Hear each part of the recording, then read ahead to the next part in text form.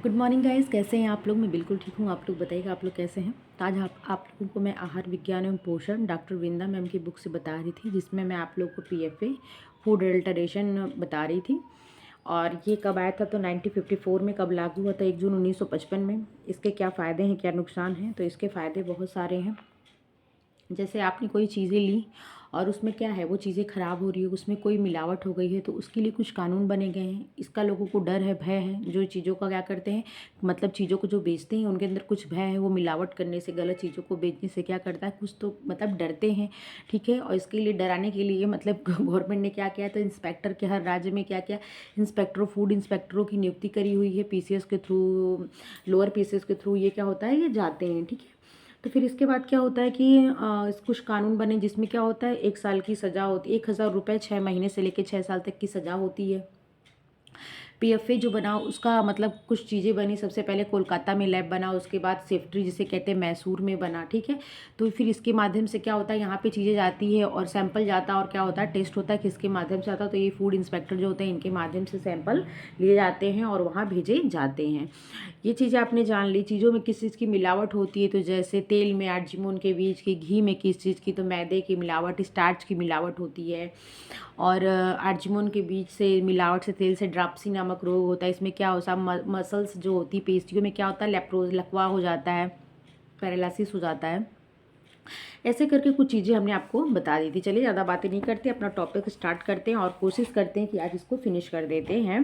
तो फिर जब 2 चैप्टर फिनिश हो जाएगा तो यूथ में इससे जितने भी क्वेश्चन होंगे वो सोच रही हूँ मैं पहले करा दूँगी। फिर मैं आगे जाना चाहती हूँ। जैसे आपको मैं बता दूँ कि मैं सोच रही हूँ कि उसके बाद मैं क्या स्टार्ट करूँ, तो रोग वाला चैप्टर स्टार्ट कर देती हूँ। ठीक है। रोग वाला कंप्लीट करने के बाद फिर आपको मिनरल्स बताऊँगी, फिर कार्बोहाइड्रेट प्रोटीन बता के फिनिश करना है चैप्टर को। तो देख लीजिए, मिलावट के पहचान के तरीके, method of identification of adulteration. वर्तमान समय में भोज्य पदार्थ में मिलावट का प्रचलन बहुत अधिक बढ़ गया है। शुद्ध दूध, घी, शहद, पीसे हुए मसाले मिलना तो दुर्लभ हो गया है, जिसका दुष्प्रभाव मानव स्वास्थ्य पर पड़ता है, जिसके कारण पाचन संस्थान, रक्त परिसंचरण संस्थान, उत्सर्जी संस्थान, नाड़ी संस्थान, शायद मैं ये बता दी हूँ लेकिन मैं फिर से बता देती हूँ, क्योंकि बीच से स्टार्ट करूँ मज़ा नहीं आता है। जिसके कारण पाचन संस्थान, रक्त मतलब जो आंतरिक जो क्रियाएं होती है उस पर क्या होता है, प्रभावित पड़ती हैं, इफेक्ट पड़ता है। लगातार मिलावट भोज्य पदार्थ, अडल्टरेट फूड के उपयोग से व्यक्ति बीमार, निर्बल, कमजोर एवं क्या हो जाता है, शक्तिहीन हो जाता है। केसारी दाल के प्रयोग से क्या होता है, तो केसारी दाल के प्रयोग से लेथरिज्म सेटाइवम जिसे कहते हैं, तो कौन सा रोग होता है, लेथरियस सेटाइवम कहते हैं। लेथरिज्म नामक क्या होता है, रोग होता है खेसारी दाल के प्रयोग से। और आर्जिमोन के बीज से क्या होता है, ड्राप्सी नामक रोग होता है, और उससे होता है कि पेशी लकवा, मस्कुलर पैरालिसिस हो जाता है। इसी तरह अनेक पदार्थ ऐसे होते हैं, दिख तो रहा है आप लोगों को। इसी तरह अनेक पदार्थ ऐसे होते हैं जिनका हानिकारक एवं घातक प्रभाव मानव शरीर पर पड़ता है। मिलावटी पदार्थ के सेवन से बुढ़ापा जल्दी आ जाता है। कई बार व्यक्ति असमय ही काल के गाल में समा जाता है। आगे वाला टॉपिक क्या है देख लीजिए। इसलिए वर्तमान समय में मिलावट की पहचान करना हम सभी के लिए नितांत आवश्यक हो गया है, ताकि इसके दुष्प्रभाव से बचा जा सके तथा स्वस्थ जीवन जिया जा सके। इस अध्याय में कुछ भौतिक एवं रासायनिक परीक्षण की विधियों के बारे में बताया जा रहा है, जिन्हें आसानी से घर पर किया जा सकता है। नंबर 1 क्या है, भौतिक परीक्षण, रासायनिक परीक्षण। भौतिक परीक्षण के अंतर्गत क्या है, निरीक्षण द्वारा, बाई ऑब्जर्वेशन, अनाज, दाल, सूखे मेवे, सूखे मसाले आदि के कंकड़, बालू, मिट्टी, लकड़ी का बुरादा, अनाज एवं दालों के डंठल आदि मिला दिए जाते हैं।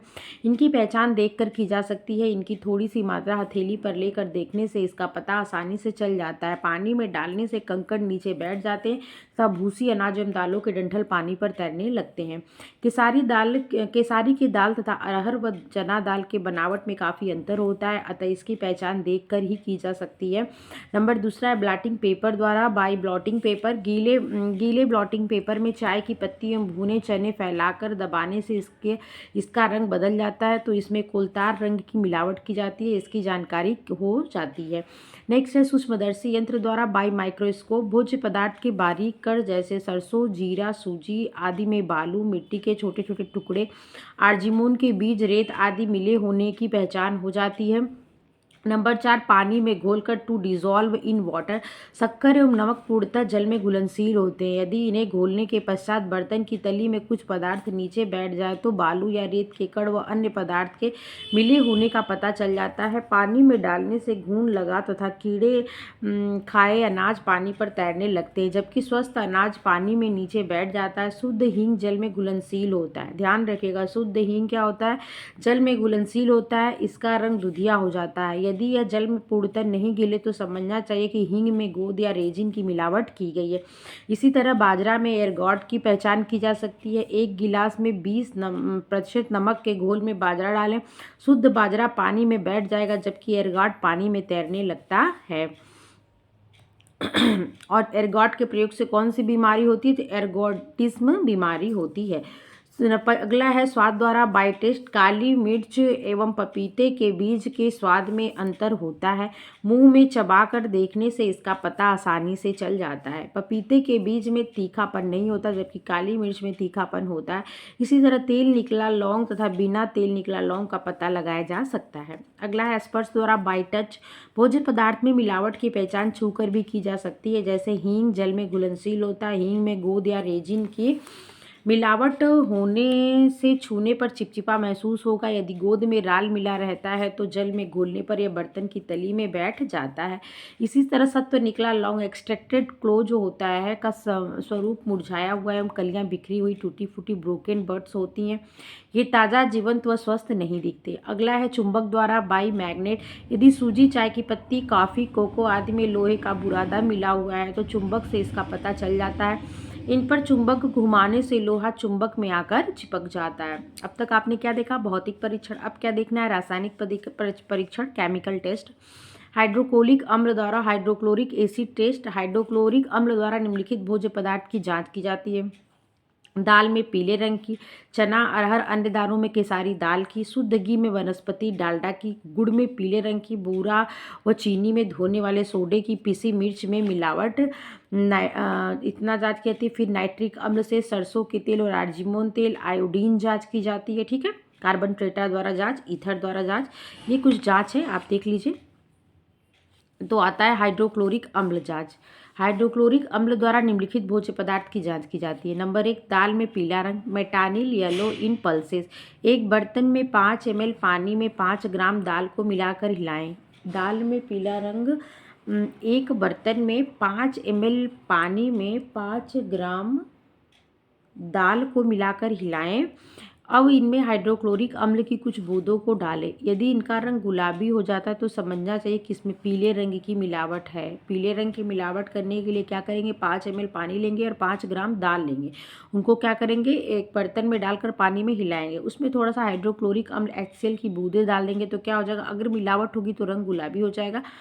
गुलाबी, इसमें पीले रंग की मिलावट, तो आप समझ जाएगा कि रंग में क्या है? पीले रंग की मिलावट है। दूसरा है चना, अरहर एवं अन्य दालों में केसारी दाल की पहचान। आइडेंटिफिकेशन ऑफ केसारी दाल इन चना, अरहर, अदर पल्सेस। एक गिलास में थोड़ी सी दाल लेकर 5 ml हाइड्रोक्लोरिक अम्ल मिलाएं।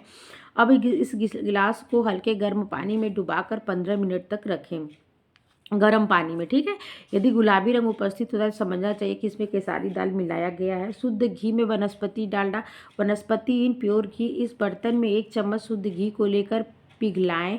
अब इसमें इसकी ही मात्रा में सांद्र हाइड्रोक्लोरिक अम्ल, कंसंट्रेटेड हाइड्रोक्लोरिक एसिड मिलाएं। अब इसमें 2-3 बूंद फरफुराल सॉल्यूशन का घोल डालें। इसे 1 मिनट तक हिलाएं, तत्पश्चात 5 मिनट तक ये छोड़ दें। यदि गुलाबी रंग उपस्थित हो जाता है तो समझना चाहिए कि शुद्ध घी में वनस्पति घी डालडा मिला हुआ है। इसी तरह मक्खन में डालडा या वनस्पति घी होने की पहचान की जाती है। गुड़ में पीला रंग, जैगरी विथ मेटानिल येलो।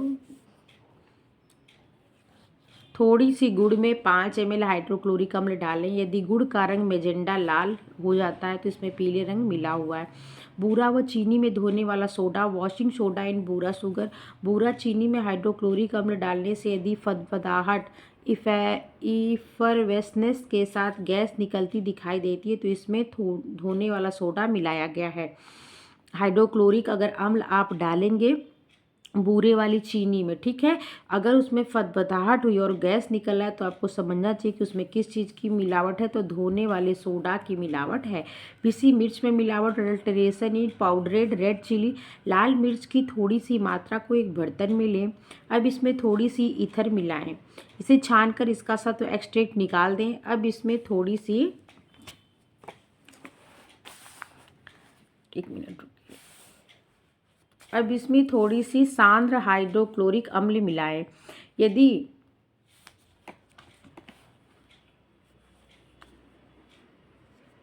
इसका रंग गहरा गुलाबी हो जाता है तो समझना चाहिए कि लाल पीसी मिर्च में किसी न किसी चीज़ की मिलावट अवश्य ही की गई है। कौन सा रंग पकड़ लेता है? अगर ये रंग क्या हो जाता है, गहरा गुलाबी, अगर रंग क्या हो जाता है, गहरा गुलाबी हो जाता है, तो आप समझेंगे कि इसे में पीसी मिर्च में किसी न किसी चीज़ की मिलावट अवश्य की गई। अब अगला आता है नाइट्रिक अम्ल का। अब तक आपने क्या देखा था, HCl की मिलावट देखी थी। अब क्या देखना है, नाइट्रिक एसिड टेस्ट देखना है। तो नाइट्रिक अम्ल द्वारा भी अनेकानेक मिलावटी भोज्य पदार्थ की पहचान की जाती है। इनमें से कुछ प्रमुख हैं जो निम्नानुसार है।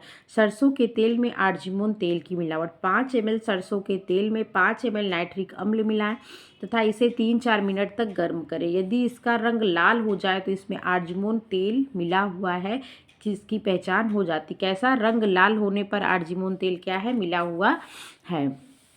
अगला है आयोडीन जांच। क्या है आयोडीन जांच? यह परीक्षण भोज्य पदार्थ में स्टार्च की मिलावट हेतु किया जाता है। इसका यूथ का एक क्वेश्चन भी है, स्टार्च की मिलावट हेतु किया जाता है।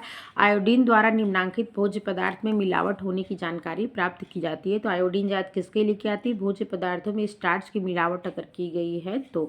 मक्खन में स्टार्च, पीसी आलू, शकरकंद आदि को मिला हो अगर है, क्या क्या मिलाते हैं मक्खन में? स्टार्च, पीसा आलू, शकरकंद अगर मिलाओ, mashed potato, sweet potato and other starch in butter. यदि मक्खन में स्टार्च मिला हुआ है तो इसकी पहचान आयोडीन से की जाती है। मक्खन में एक यही वाला क्वेश्चन यूथ में दिया हुआ है कि मक्खन में अगर मक्खन में स्टार्च मिला है तो उसका परीक्षण किससे करते हैं? तो आयोडीन टेस्ट से इसका परीक्षण करते हैं। मक्खन में एक भी बूंद आयोडीन डालने से यह यदि नीला रंग उत्पन्न हो जाना चाहिए, मक्खन में स्टार्च मिला हुआ होगा। अगर नीला रंग उत्पन्न हो तो समझना चाहिए कि मक्खन में क्या है, स्टार्च मिला हुआ है। दूध एवं दूध से बने व्यंजन में starch in milk and milk product. दूध एवं दूध से बने व्यंजन में एक बूंद आयोडीन डालने से यदि नीला रंग उत्पन्न हो जाता है तो यह इनमें स्टार्च की मिलावट होने का संकेत होता है। दूध एवं दूध से बने व्यंजन में, दूध और दूध से बने जो व्यंजन हम लोग अलग अलग डिशेस तैयार करते हैं, अगर उसमें आयोडीन डालने से नीला रंग उत्पन्न हो जाता है तो समझना चाहिए कि क्या स्टार्च की मिलावट की गई है। शुद्ध दूध का रंग काफ़ी सेट जैसा हो जाएगा। अगर उसमें स्टार्च की मिलावट की गई है तो जो दूध का रंग है कैसा हो जाएगा, कॉफ़ी का रंग पकड़ लेगा, जैसे कॉफ़ी होती है। तो आप इससे समझ सकते हैं इसमें क्या हुआ है, स्टार्च की मिलावट की है। और आयोडीन डालने से क्या होता है, रंग नीला हो जाना चाहिए। अगर नीला रंग है तो उसमें स्टार्च की मिलावट है। अगर शुद्ध दूध का रंग काफ़ी सेट जैसा देखने में हो जाता है। कॉफ़ी कोको में starch in coffee cocoa. Coffee cocoa powder को पहले पानी में घोल लें, इसमें पोटेशियम परमैंगनेट KMnO4 डालें, इसके कारण इसका रंग उड़ जाएगा। अब इनमें एक बूंद आयोडीन डालें, यदि रंग नीला हो जाए तो इसमें स्टार्च की मिलावट अवश्य ही की गई है। कार्बन टेट्राक्लोराइड द्वारा यूजिन कार्बन टेट्राक्लोराइड द्वारा मसालों में उपस्थित कंकड़ बालू रेत की पहचान की जाती है। कार्बन टेट्राक्लोराइड द्वारा किसकी जांच की जाती है? तो इसके द्वारा मसालों में उपस्थित, किसमें?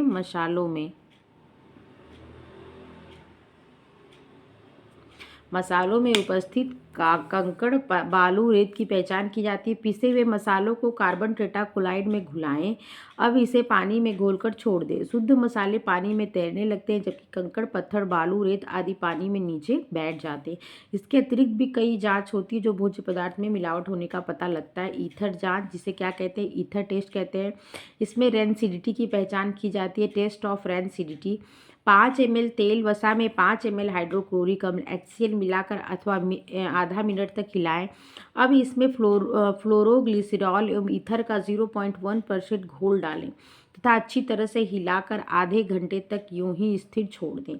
यदि घोल के ऊपर गहरे लाल गुलाबी रंग की परत दिखाई दे तो समझना चाहिए घी वसा तेल में रेनसिडिटी उत्पन्न हो गई है। ठीक है, जिससे एक अजीब सी बदबू आने लगती है मक्खन वगैरह में से। अगला है नारियल तेल में अरंडी का तेल मिलाना, castor oil in coconut oil. नारियल के तेल में थोड़ी सी ईथर डालें व अच्छी तरह हिला दें। क्या डालें? ईथर डालें। अब इसे नमक मिली बर्फ में ठंडा करें। 5 से 6 मिनट तक यदि इसमें गंदला धुआं निकलता दिखाई दे तो समझना चाहिए कि इसमें अरंडी का तेल मिला हुआ है। उपरोक्त सरल परीक्षणों द्वारा भोज्य पदार्थ में मिलावट की पहचान कर आसानी से की जा सकती है। शुद्ध दूध की शुद्धता की जांच घर पर निम्नानुसार की जाती है, जिसे गृहिणी अपने घर पर इसे आजमा सकती है। एक घर पे किए जाने वाले गृहिणी द्वारा दूध की जांच है। 1 किलोग्राम गाय के दूध में 50 से 60 ग्राम मक्खन निकलता है। इससे कम है तो समझना चाहिए कि मिलावट है पानी की। इससे ज़्यादा है तो आप समझेंगे स्टार्च वगैरह, या कह सकते हैं कि इसमें डालडा वगैरह की मिलावट की गई है। 1 ग्राम भैंस के दूध में 80 से 100 ग्राम मक्खन निकलता है।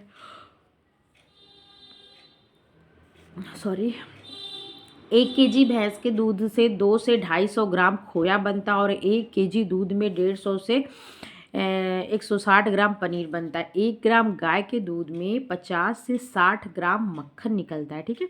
और 1 केजी भैंस के दूध से 80 से 100 ग्राम मक्खन, ये मक्खन की बात हो रही है। नेक्स्ट आता है 1 केजी भैंस के दूध में मक्खन निकालने के लिए पायसीकरण क्रिया की जाती है और खोआ निकालने के लिए क्या जाता है? कंडेंस दूध को गाढ़ा किया जाता है, तो उससे क्या होता है? खोआ प्राप्त होता है। कितना? 200 से 250 ग्राम। और 1 केजी दूध से 150 से 160 ग्राम क्या होती है? पनीर प्राप्त होती है, ठीक है। उपरोक्त मात्राओं में मक्खन, खोया, पनीर तभी प्राप्त हो सकता है जब दूध शुद्ध होगा। भोज्य पदार्थों में मिलावट की पहचान हो जाने पर प्रत्येक नागरिक का यह परम संभव प्रयास करे पावन कर्तव्य है एवं उत्तरदायित्व होता है कि वह इसे रोकने में भरपूर सहयोग दे तथा हर संभव प्रयास करे। इसके लिए उसे इसकी सूचना फोन, पत्र, टेलीग्राम आदि द्वारा स्वास्थ्य अधिकारी या आहार निरीक्षक, हेल्थ विजिटर या फूड इंस्पेक्टर को देनी चाहिए। हर चीज़ का क्या होता है? हेल्पलाइन नंबर होता है जिसका आपको उपयोग करना चाहिए। मिलावटी भोज्य पदार्थ के नमूने को आहार निरीक्षण के कार्यालय में ले जाकर जमा करना चाहिए। आहार निरीक्षण इसकी जांच करके पता लगाता है तथा दोषी व्यक्ति को नियमानुसार आर्थिक दंड एवं अन्य सजा दी जाती है। भोज्य पदार्थों के परीक्षण हेतु विभिन्न प्रयोगशाला होती है। नंबर 1, सरकारी संस्थाओं, उद्योगों द्वारा संचालित स्वयं की प्रयोगशाला। निर्यात निरीक्षण काउंसिल द्वारा स्थापित प्रयोगशाला। कारपोरेशन एवं म्युनिसिपल प्रयोगशाला। 4, राज्य सरकार द्वारा स्थापित food and drug administration laboratory. Bharat सरकार द्वारा स्थापित केंद्रीय भोज्य पदार्थ परीक्षण प्रयोगशाला। ये कुछ प्रयोगशालाएं होती हैं जिसमें भोजन में मिलावट का टेस्ट किया जाता है। किसके द्वारा? तो आप इसको पत्र द्वारा, टेलीफोन द्वारा, हेल्पलाइन नंबर द्वारा, फूड इंस्पेक्टर, हेल्थ विजिटर तक बातों को पहुंचा सकते हैं कि फला दुकान में फला व्यक्ति ने फला चीज़ में क्या है? मिलावट करके बेच रहा है। भोज्य पदार्थ की गुणवत्ता हेतु मानक फूड स्टैंडर्ड। भारत सरकार ने सन 1954 में खाद्य पदार्थों में मिलावट की रोक हेतु कानून बनाए, जिसे खाद्य पदार्थ निषेध अधिनियम 1954 prevention of food adulteration act 1954 कहते हैं। मैसूर में केंद्रीय खाद्य तकनीकी अनुसंधान संस्थान, जिसे सेफ्ट्री कहते हैं, Central Food Technology Research institute, Mysore में इसकी स्थापना की गई। यहाँ मिलावटी खाद्य पदार्थों के परीक्षण किए जाते हैं। भोज्य पदार्थों की गुणवत्ता का मानक तैयार करने हेतु खाद्य एवं कृषि संगठन food and agriculture organisation FAO जिसे कहते हैं तथा विश्व स्वास्थ्य संगठन वर्ल्ड हेल्थ ऑर्गेनाइजेशन WHO के संयुक्त तत्वाधान में, कहने का मतलब सेफ्ट्री में खाद्य पदार्थों के परीक्षण किए जाते मिलावट का, साथ ही कुछ गुणवत्ता मानक तैयार किए गए। किसके द्वारा? तो FAO किसके साथ मिलकर? WHO के साथ मिलकर। अंतर्राष्ट्रीय Codex Alimentarius Commission, International Codex Alimentarius Commission का गठन किया गया है। इस कमीशन का मुख्य उद्देश्य उपभोक्ता के स्वास्थ्य को बेहतर बनाए रखना है, भोजन की गुणवत्ता में वृद्धि लाना तथा भोजन व्यापार फूड ट्रेड को बढ़ावा देना है। इंटरनेशनल कोड एलिमेंटेशन कमीशन ने सभी भोज्य पदार्थों के एक मानक तैयार किए, चाहे वह कच्चा हो। इसका उद्देश्य क्या है? उपभोक्ता के स्वास्थ्य को बेहतर बनाए रखना, भोजन की गुणवत्ता में वृद्धि लाना तथा भोजन व्यापार को बढ़ावा देना। इसका क्या है? पदार्थों में मानक तैयार किए हैं, चाहे वह कच्चा हो, सेमी प्रोसेस्ड हो मतलब एकदम बिल्कुल कच्चा हो, रॉ हो, या हल्का सा पकाया गया हो जिसे सेमी प्रोसेस्ड कहते हैं, या प्रोसेस्ड मतलब पूरी तरह से पका हुआ हो। इसके अंतर्गत भोजन को तैयार करते समय मतलब कच्चा, सेमी प्रोसेस्ड और पूरा फूल रूप से पका हुआ भोजन।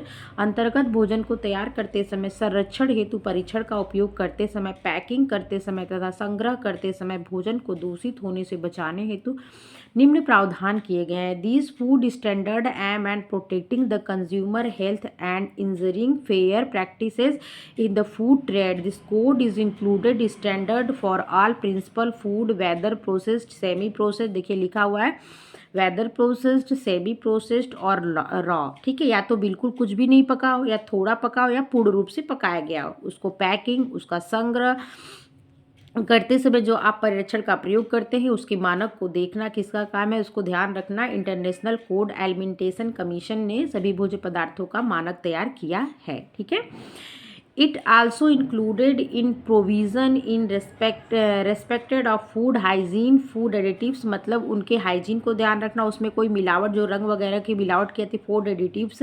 Pesticide residues, contaminants, labelling and presentation method of analysis and sampling. कहने का मतलब वही है कि जो इंटरनेशनल कोड एलिमेंटेशन कमीशन तैयार किया गया है उसका काम क्या है, तो कच्चा भोजन, सेमी प्रोसेस्ड या मतलब जिसे रॉ कहते हैं, सेमी प्रोसेस्ड या वेदर प्रोसेस्ड जो भोजन होते हैं उनके अंतर्गत, मतलब इनके अंतर्गत रखे जाते हैं। इसमें अगर किसी भी प्रकार का जो परिरक्षण उपयोग किया जा रहा है, चाहे वो पैकिंग करते समय, संग्रह करते समय, उसमें भोजन को दूषित होने से बचाने हेतु कुछ प्रावधान किए गए हैं। मेथड एनालिसिस, जांच की जाती है, कुछ नियम बनाए गए हैं। ठीक है, सैम्पलिंग ली जाती है, लेबलिंग एंड प्रेजेंटेशन किया जाता है। भारत में भोजन हेतु जो मानक तैयार किए गए हैं वे अंतर्राष्ट्रीय कोड एलिमेंटेशन, इंटरनेशनल कोड एलिमेंटेशन के ही परिवर्तित या रूपांतरित रूप हैं। इनमें से सबसे महत्वपूर्ण खाद्य पदार्थ निषेध अधिनियम, फल उत्पादक ऑर्डर, मतलब फ्रूट प्रोडक्ट ऑर्डर जिसे एफपीओ कहते हैं, एगमार्क तथा भारतीय मानक संस्थान जिसे आईएसआई कहते हैं। ठीक है, और एगमार आपको पता ही है, मतलब इसके अंतर्गत है। भारत में भोजन हेतु जो मानक तैयार किए गए हैं वे अंतर्राष्ट्रीय कोड एडल्टमिनेशन, इंटरनेशनल कोड एलिमेंटेशन में के ही परिवर्तित या रूपांतरित रूप है। ठीक है, ये इंटरनेशनल लेवल पे किया गया और इसका रूपांतरित तो हमारे इंडिया में क्या है, तो इसके लिए एफपीओ, एगमार, आईएसआई या खाद्य पदार्थ निषेध अधिनियम बनाए गए हैं जिसे पीएफए कहते हैं। ठीक है, फूड अडल्टरेशन, पीएफए का फुल फॉर्म क्या होता है, प्रिवेंशन ऑफ फूड अडल्टरेशन, खाद्य पदार्थ निषेध अधिनियम 1954, एफपीओ शायद 1945 में बना है। ठीक है, एफपीओ 1946 में इसकी जानकारी दी गई थी और 1955 में वस्तु अधिनियम के तहत लागू किया गया था इसको। ठीक है, फिर उसके बाद आता है जो एगमार्क है, एगमार्क के बाद क्या आता है, तो एगमार्क के बाद आता है आईएसआई। तो चलिए आप लोग देख लीजिए एक करके। गुणवत्ता मानक, क्वालिटी स्टैंडर्ड, गुणवत्ता मानक भोज्य पदार्थ के कुल वजन, वास्तविक आकार, इसमें उपस्थित पौष्टिक तत्वों की मात्रा तथा दूसरी विशेषताओं के आधार पर तैयार किया जाता है। किस आधार पर, गुणवत्ता मानक भोज्य पदार्थ, कुछ वजन, उसका वजन कितना है, कितना होना चाहिए, उनका आकार कैसा है, चिपचिपा है कि फैला है कि जो रियल में रहता है उनका आकार वही है, उसमें उपस्थित पौष्टिक तत्वों की मात्रा, जैसे होता है ना दूध से मक्खन निकाल लिया जाता है तो उनके पौष्टिक मूल्य, न्यूट्रिटिव वैल्यू में कमी हुई कि नहीं हुई, पानी मिला दिया तो न्यूट्रिटिव वैल्यू में कमी हुई, स्टार्च मिला दिया खोए में तो उसमें न्यूट्रिटिव वैल्यू, तो उसको पोषक तत्वों की मात्रा तथा दूसरी विशेषताओं के आधार पर तैयार किए जाते हैं। एजुकेशनल प्लानिंग ग्रुप के अनुसार quality standard are description of commodities in term of net weight, accurate size, मतलब नेट वेट उसका मानक क्या है वो होना चाहिए, एक्यूरेट साइज जो उसकी साइज फिक्स साइज है वो होनी चाहिए, डायमेंशन मतलब उसकी लंबाई चौड़ाई और ऊंचाई जितनी है उतना होना चाहिए, कंटेंट एंड अदर कैरेक्टरिस्टिक, मतलब उसके साथ ही कुछ और लक्षणों के द्वारा जो ये एजुकेशन प्लानिंग ग्रुप के अनुसार इन्होंने मतलब ये कहा है। और गुणवत्ता मानक यही चीज़ होती है, मैंने आपको बताया। भोज्य पदार्थों के गुणवत्ता मानकों को निम्न उदाहरण द्वारा समझाने का प्रयास किया जाता है।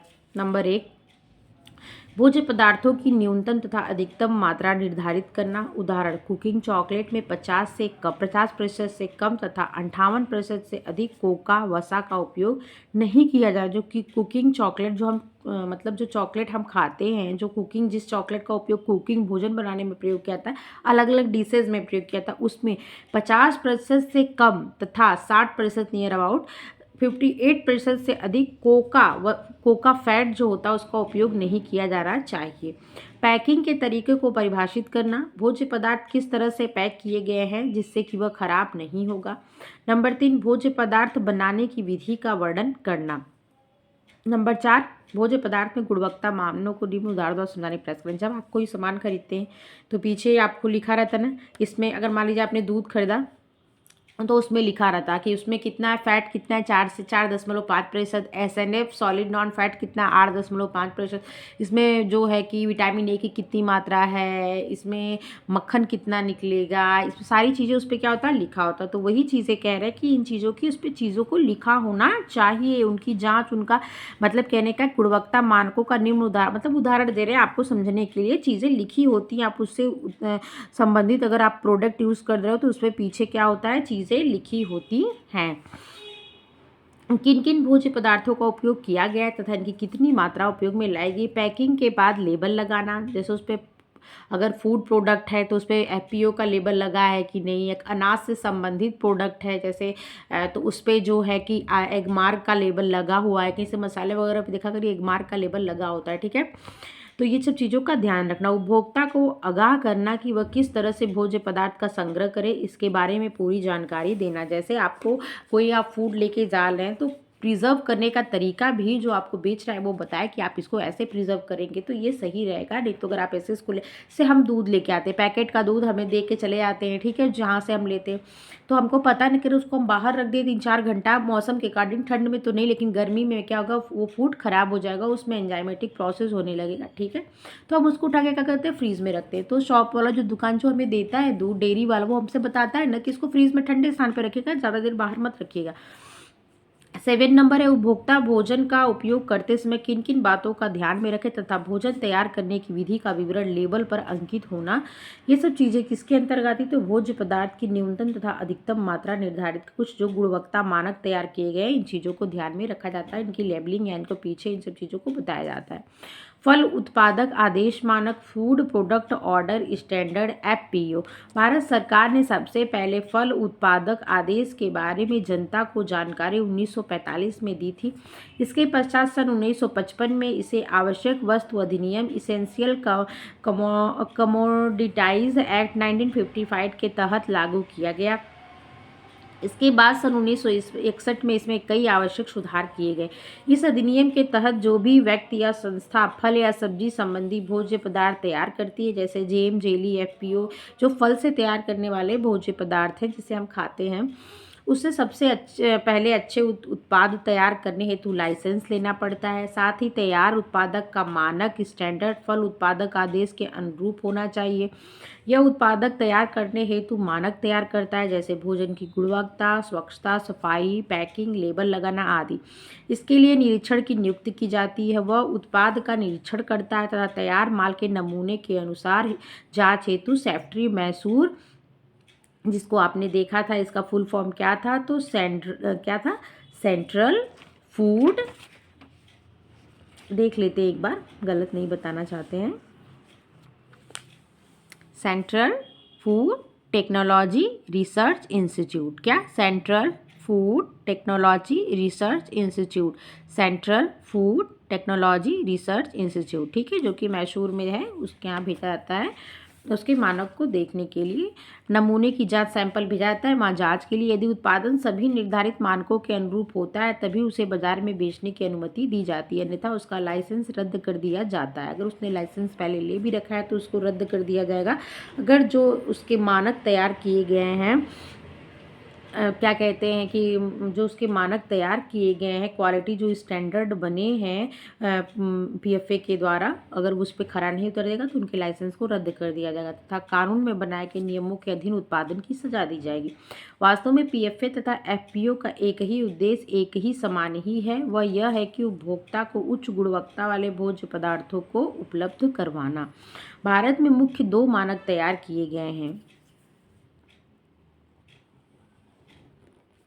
भारत में मुख्यतः 2 मानक तैयार किए गए हैं। भारत में कितने मानक तैयार किए गए हैं? तो 2 मानक तैयार किए गए हैं जो भोज्य पदार्थ की गुणवत्ता को बनाए रखने के लिए उपयोग किए जाते हैं। एक क्या, एगमार्क, दूसरा क्या है, ISI, Indian standard institute. Agmark देख लीजिए, भारत सरकार के मार्केटिंग तथा निरीक्षण निदेशालय, the director of marketing and inspection of the government of India ने विभिन्न भोज्य पदार्थ की न्यूनतम गुणवत्ता को बनाए रखने के लिए मानक तैयार किया। एगमार्क चिन्ह मुख्यतः भोज्य पदार्थ के भौतिक एवं रासायनिक विशेषताओं, उसमें उपस्थित पौष्टिक तत्वों की मात्रा आदि के आधार पर दिया जाता है। एगमार्क चिन्ह किन आधार पर दिया जाता है? तो भोज्य पदार्थ के भौतिक एवं रासायनिक विशेषताएं, उसमें उपस्थित पौष्टिक तत्वों की मात्रा के आधार पर दिया जाता है। सभी कृषि उत्पादकों को यह एगमार्क चिन्ह दिया जाता है, जैसे खाद्य तेल, घी, मक्खन, अंडा, मसाले आदि। एगमार्क चिन्ह का अर्थ है कि खाद्य वस्तु अपेक्षित गुणवत्ता का है तथा इसके प्रयोग से उपभोक्ता के स्वास्थ्य को किसी भी तरह का कोई नुकसान नहीं होगा। यह व्यापार को बढ़ाने के लिए उत्तम एवं लाभकारी है। एजुकेशन प्लानिंग ग्रुप के अनुसार this marks gives the consumer an awareness of quality in accordance with the standards laid down. Healthy marketing practice use the standard weight and measure, licensing of market functionaries and arrangement of settling disputes in regard to quality, weight and discount। मतलब वही है कि जब वो भोज्य पदार्थ इन सब चीज़ों पे खरा उतर जाएगा तो कहने का मतलब है कि वो तैयार है, आप उसको बेचने के लिए तैयार हैं। कृषि उत्पादकों की ग्रेडिंग तथा मार्केटिंग अधिनियम 1937। कृषि उत्पादकों के ग्रेडिंग तथा मार्केटिंग अधिनियम कब बना? 1937। Grading and marketing of agriculture product act 1937 के अनुसार सभी भोज्य पदार्थ की गुणवत्ता एवं पौष्टिकता को बनाए रखने के लिए निश्चित मानक तैयार किया गया, जो इस बात की गारंटी देता है कि इस चिन्ह के बने उत्पाद के सेवन से स्वास्थ्य पर किसी तरह का कोई प्रतिकूल, हानिकारक या घातक परिणाम नहीं पड़ेगा। भोज्य पदार्थ पर ग्रेडिंग की जाती है, जिसे विशिष्ट ग्रेडिंग ग्रेड 1, उत्तम ग्रेडिंग ग्रेड 2, अच्छी ग्रेडिंग 3 और साधारण ग्रेडिंग 4। जो विशिष्ट होते हैं उनको 1, जो गुड है उसको क्या 2, जो बेस्ट बेटर कहते हैं ना, गुड बेटर बेस्ट, तो वही वाली बात है। तो ग्रेड 2 अच्छी है तो 3, साधारण है तो 4। परंतु ये चिन्ह तभी दिया जाएगा जब भोज्य पदार्थ एगमार्क द्वारा निर्धारित मानक से सभी शर्तों की पूर्ति करता हो, अन्यथा यह चिन्ह नहीं दिया जाएगा। भारतीय मानक संस्थान द्वारा प्रमाण चिन्ह, Indian standard institute certification mark scheme. इसकी शुरुआत आईएसआई सर्टिफिकेशन मार्क एक्ट 1952 के अंतर्गत की गई। इसके बाद सन 1961 में इसमें कई आवश्यक सुधार किए गए। इसके अंतर्गत उन्हीं भोज्य पदार्थों को आईएसआई चिन्ह दिया जाता है जिनकी गुणवत्ता प्रमाणित हो चुकी है। इसके द्वारा केवल उन्हीं उत्पादकों प्रोडक्ट्स की लाइसेंस दिया जाता है जिनका उत्पाद इनके द्वारा निर्धारित मानकों के अनुसार होता है। यह चिन्ह उच्च गुणवत्ता वाले भोज्य पदार्थ की गारंटी देता है। आईएसआई का चिन्ह किसे दिया जाता है, किन भोज्य पदार्थों को दिया जाता है? तो जिनकी गुणवत्ता प्रमाणित हो चुकी है। इसके द्वारा केवल उन्हीं उत्पादों प्रोडक्ट को लाइसेंस दिया जाता है जिनका उत्पाद इनके द्वारा निर्धारित मानकों के अनुसार होता है। यह चिन्ह उच्च गुणवत्ता वाले भोज्य पदार्थों की गारंटी देता है। किसकी देता है? उच्च गुणवत्ता वाले भोज्य पदार्थों की गारंटी देता है। आईएसआई द्वारा नियुक्त अधिकारी भोज्य पदार्थों की जांच करता है तथा सभी तरह से सही पाए जाने के उपरांत ही इसे बाजार में बेचने की अनुमति देता है। एजुकेशन प्लानिंग ग्रुप ने अपनी पुस्तक, एजुकेशन प्लानिंग ग्रुप की पुस्तक का नाम था फूड एंड न्यूट्रिशन, में लिखा है this marks of any food in the guarantee of food whose quality it is accordance with the prescribed Indian standard for the commodity license to use the marks of the granted only those producer following ISI approved method of the product and quality control। यहाँ पे आपका ये chapter finish हो जाता है। मैं आशा करती हूँ पढ़ाने का तरीका, समझने समझाने का तरीका आप लोग को समझ में आया होगा। अगर समझ में आया तो लाइक शेयर सब्सक्राइब कर दिया करिए। देखने के लिए, अपना कीमती समय निकालने के लिए बहुत बहुत धन्यवाद। अपना ध्यान रखिएगा।